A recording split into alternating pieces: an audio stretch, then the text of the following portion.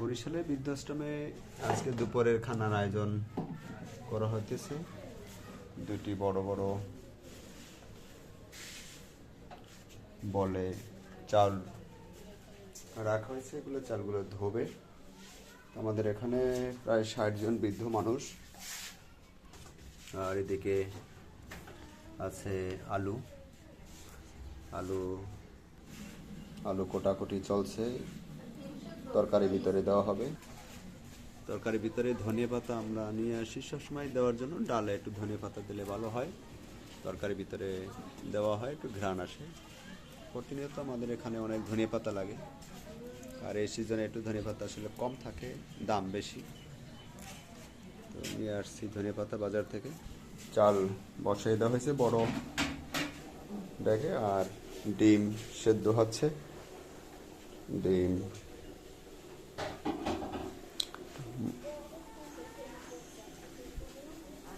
ডিম সেদ্ধ চলছে।